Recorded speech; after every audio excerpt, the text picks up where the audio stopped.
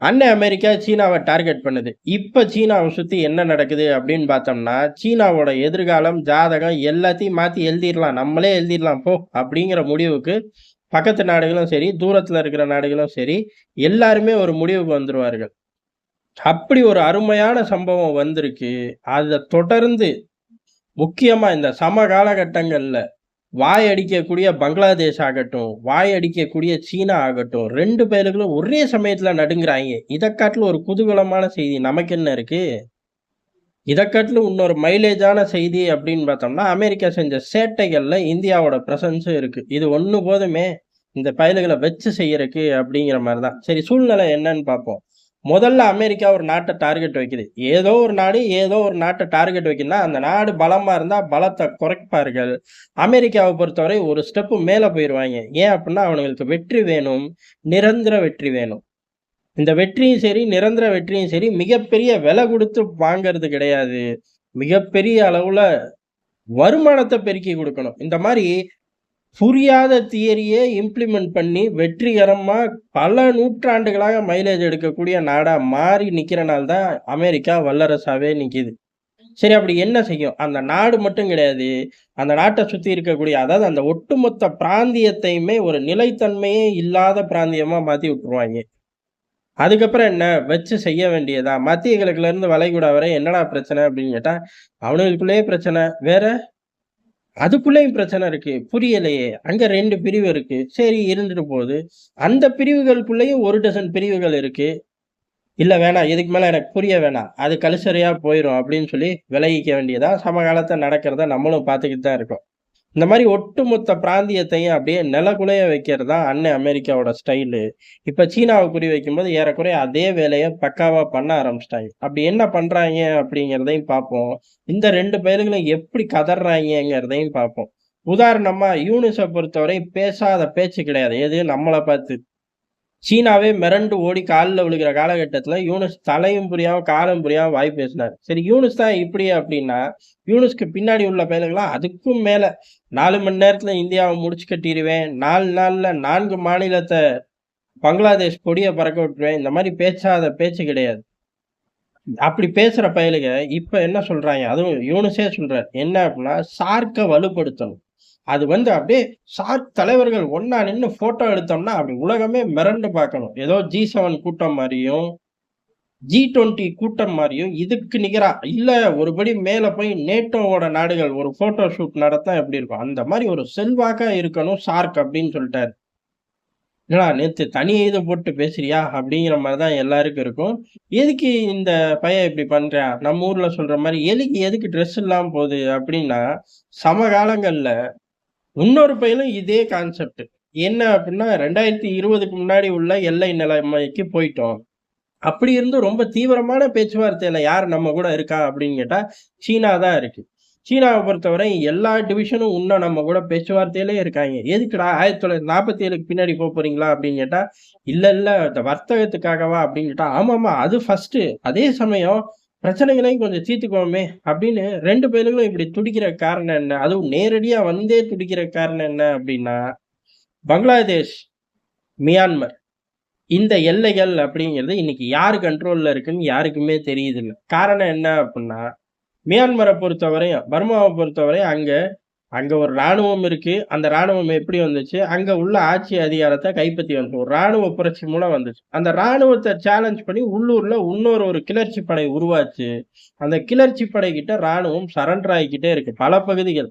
சொல்லப்போனா, முக்கியமா சீனா சார்ந்த எல்லைகளும் இப்ப அவனுங்க கண்ட்ரோல்ல இல்ல. பங்களாதேஷ் சார்ந்த எல்லைகளும் அவர்கள் கண்ட்ரோல்ல இல்ல. புரட்சி படைகள் கண்ட்ரோலுக்கு போயிருச்சு. ராணுவத்த பேக்கப் குடுக்கறது யாரு? சீனா. புரட்சி படைய பேக்கப் குடுக்கறது யாரு? யாருன்னு சொல்லல. யாருக்கும் தெரியல. ஆனா புரட்சி படை இவ்வளவு வலுவா செயல்படுது அப்டின்னா, ஒரே ஒரு விஷயம் தான் இருக்க முடியும். ஒண்ணு அமெரிக்கா, இன்னொன்னு பிராந்திய வல்லரசான இந்தியா. 2 பயலுகளோட பிரசன்ஸ் இல்லாம இந்த பயலுக முன்னேறி இருக்க முடியாது. அப்படி இல்லாட்டி இன்னொரு அழகான தியரி இருக்கு. என்ன அப்டின்னா, இந்த பயலுக கணிசமா ஒரு ஃபுட் பிரிண்ட்ஸ் வச்சு ஒரு ஹோல்டு பொட்டன்ஷியல் இருக்கு அப்டின்னு தெரிஞ்சா, ஆட்டோமேட்டிக்கா நம்ம 2 பேரும் போய் அங்க நின்றுப்போம். அவர்கள் கிட்ட ஏற்கனவே ஒரு ஸ்ட்ரென்த் இருக்கும். அத பூஸ்ட் அப் பண்ணி நம்ம ஹோல்ட்ல வச்சிருக்கிறதுக்கு அதிக வாய்ப்பு இருக்கு. இல்லாட்டி இவ்வளவு தூரம் முன்னேற முடியாது. ராணுவம் பல பகுதிகள்ல பல காலங்களா தொடர்ந்து சரண்டர் ஆயிக்கிட்டே இருக்கு. இப்படி சரண்டர் ஆகும்போது ஆட்டோமேட்டிக்கா சீன எல்லைகளும் இப்போ கிளர்ச்சி படை ஹோல்டுக்கு போயிருச்சு. பங்களாதேஷ் எல்லைகளும் கிளர்ச்சி படை ஹோல்டுக்கு போயிருச்சு. எந்நேரமும் ராணுவம் வெளியேறலாம். அதாவது ராணுவம் பர்மா ராணுவத்தோட தளபதி வெளியேறி தொலையலாம். இல்ல செத்து தொலையலாம். 2ல ஏதாச்சும் ஒரு சம்பவம் நடக்கும். இல்ல ஒரு குட்டியான நிலப்பரப்ப அங்கிட்டே வச்சுக்கிட்டு உட்கார விட்டுருவாய்ங்க. உட்கார விட்டு இந்த பகுதிகள் அப்படிங்கிறது அரசும் கிடையாது, ராணுவமும் கிடையாது. கிளர்ச்சி படையாவே உட்கார்ந்துக்கும். இப்ப என்ன நடக்கும் அப்படிங்கிறதுதான். சரி, இப்ப இவர்களோட வருமானம் ஏற்கனவே இவர்களோட வருமானம் ஒண்ணு சார்ந்து தான். எது? ட்ரக்ஸ் தான். இந்த போதைப் பொருள் இண்டஸ்ட்ரியா வளமா செயல்படக்கூடிய பகுதிகள்ல அதுவும் ஒண்ணு. அங்கருந்து எங்க கிராஸ் பார்டர் ஆகும்? சீனா ஆகும். இந்த பக்கம் பங்களாதேஷ் ஆகும். இந்த 2 நாடுகளுக்கும் பெரும் தலைவலியா போய் நிக்கும். அதே மாரி பங்களாதேஷ்ல இப்ப 1 டசன் கூட்டம் இருக்கு. அந்த 1 டசன் கூட்டமும் வேலை இல்லாம இருக்கு. இப்ப அப்படியே நிலைமை தலைகீழா மாறும். இவ்வளவு நாள் தலைவலி இருந்துச்சு. இப்ப இவனுங்களோட பங்காளிகளாவே மாறிருவாய்ங்க 1 டசன் கூட்டம். அப்ப உள்ளூருக்குள்ள கேட்கவே வேணாம். போதைப் பொருள், ஆயுதம் எல்லாம் கொடிகட்டி பறக்கும். புரொஃபசர் யூனுஸ் உட்கார்ந்திருக்க இடத்துல இருந்து 10 கிலோமீட்டர தாண்டி எந்த ஜோனுமே சேஃப் ஜோன் இல்ல. அங்கங்க அவன் ஆயுதத்த எடுத்து நேரடியா தீபாவளி கொண்டாடிக்கிட்டு இருப்பாய்ங்கங்கிற நிலைமை பங்களாதேஷ் முழுக்க இருக்கும். போதும்ல. அமெரிக்க பேஸ் இருக்கக்கூடிய இடம் ஸ்ட்ராங்கா ஆகும். ஏன் ஸ்ட்ராங்கா ஆகும் அப்படின்னா, பங்களாதேஷ் மக்கள காப்பாத்த. பங்களாதேஷ் மக்கள், பங்களாதேஷ்ல உள்ள சிறுபான்மையர காப்பாத்துறது தான் என்னோட முதல் கடமைன்னு ஏற்கனவே ட்ரம்ப் சத்தியம் பண்ணியிருக்காரு. எப்படி காப்பாத்துவார்? நான் ஸ்ட்ரென்த்த யூஸ் பண்ணி காப்பாத்துவேன். இது என்ன சின்ன பிள்ளைத்தனமா இருக்கு அப்படின்ருக்காரு. அப்ப அமெரிக்க ராணுவம் வந்துரும். ஒரு சைடு வந்துருச்சா, அடுத்த சைடு இந்த கிளர்ச்சி படை சைடும் வந்துரும். இந்த கிளர்ச்சி படை சும்மா இருக்குமா அப்படின்னு கேட்டா, சும்மா இருக்காது. காரணம் என்ன அப்படின்னா, இந்த கிளர்ச்சி படையோட மதம் அப்படிங்கிறது புத்திசம். இப்போ புத்திசத்துக்கு எதிரா செயல்படுறது யாரு அப்படின்னு டார்கெட் பண்ணா, நேரடியா சீனா கிட்ட போய் நிக்கலாம். ஏன்னா தலாய் லாமாவ வம்பிழுக்கிறாய்ங்க. தலாய் லாமா இவர்கள் கடவுள் மாரி. அப்ப அது சார்ந்த மோதல்கள் அதிகரிச்சுரும். இந்த பக்கம் பங்களாதேஷ் பயல கேட்கவே வேணாம். அவனுங்களுக்கும் இவனுங்களுக்கும் பரம்பர விரோதம் தான். மதம் சார்ந்து இருக்கு, எல்லை சார்ந்து இருக்கு, மொழி சார்ந்து இருக்கு. எல்லா கட்டத்தையும் டிக் பண்ணி வச்சிரலாம். எதிரிக்கு எதிரி முடிஞ்சு போச்சு. இப்ப பங்களாதேஷோட பாதுகாப்பு அப்படிங்கிறது கேள்விக்குறி. அது என்னைக்குமே கேள்விக்குறிங்கிறது 2வது விஷயம். இப்ப கடுமையான கேள்விக்குறி. எந்த நாடு தலையிட வேணாம். இவனுங்கள விட்டா இவனுங்க அடிச்சுக்கிட்டே இருப்பாய்ங்க.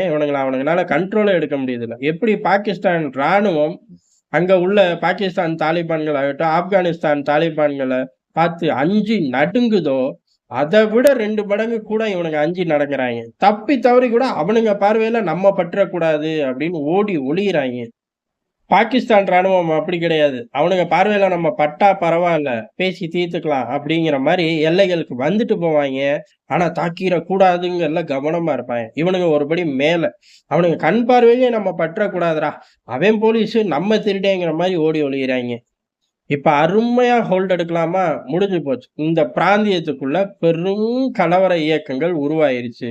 இதுவரை இந்த மாரி இயக்கங்கள்லாம் எங்க இருந்துச்சு அப்டின்னா, மத்திய கிழக்குல இருந்து வளைகுடா வரையும் வரிசையா சொல்லலாம். இல்ல அதுக்கு முன்னாடியே பாத்துக்க, ஆப்பிரிக்காவ பாத்துக்க அப்படின்னு சொல்லலாம். இது பூராமே அந்த பிராந்தியத்தையே நிலகுலைய வச்சு, அங்க உள்ள எல்லாத்தையும் அமெரிக்கா எடுத்துட்டு போறதுக்கு உண்டான அழகான ரோட் மேப். இப்ப சீனா கனிம வளத்துக்கு தடை போடுது. நல்லா போடுறா. இன்னும் ஒரு 4 வருஷம் உன் தடை இருக்குமா? அந்த தடைய மீறி அங்கருந்து எல்லாத்தையும் எடுத்துட்டு போக நான் ரோட் மேப் ஏற்கனவே போட்டேன் பாரு, அப்படிங்கிற மாரி தான் இந்த 2 சம்பவம். இந்த சம்பவம் நடந்த உடனே தான் பதறி போய் யூனுஸ் சார்க்க தூக்கி தலையில வைக்கிறாரு. சீனா 2020க்கு முன்னாடி அப்படின்னு போய் நின்னதுக்கு அப்புறமும் கடுமையான பேச்சுவார்த்தை. வெளியுறவுத்துறை, பாதுகாப்புத்துறை இந்த மாரி கடுமையான எல்லா துறைகளும் பேச்சுவார்த்தை போய்க்கிட்டே இருக்கு. ஏன் அப்படின்னா, சிக்கிரக்கூடாது, சிதறடிச்சுருவாய்ங்க அப்படிங்கிற பயம் சீனாவ போய் ஆட்டுது. இதெல்லாம் முந்தியே இருந்திருக்கணும். அதிபர் ஷி ஜின்பிங் பதவி ஏற்றதிலிருந்து வம்பு மட்டுமே பண்ணிக்கிட்டு இருந்தார். அதோட பலனை இனி அவர் மட்டும் கிடையாது. அவருக்கு அடுத்து வரக்கூடிய அதிபர்களோ, சீன கம்யூனிஸ்ட் பார்ட்டி இருக்கோ, இல்லையோ எல்லா பயலும் அனுபவிச்சுக்கணும் அப்படிங்கிற இடத்த நோக்கி இந்தியா, அமெரிக்கா திட்டம் தீட்டி நகர ஆரம்பிச்சிட்டார்கள். இனி எதிரிகளுக்கு கதர்றத தவிர வேற வாய்ப்பே இல்லை அப்படிங்கிறது தான் எதார்த்தமான உண்மை. நன்றி, வணக்கம்.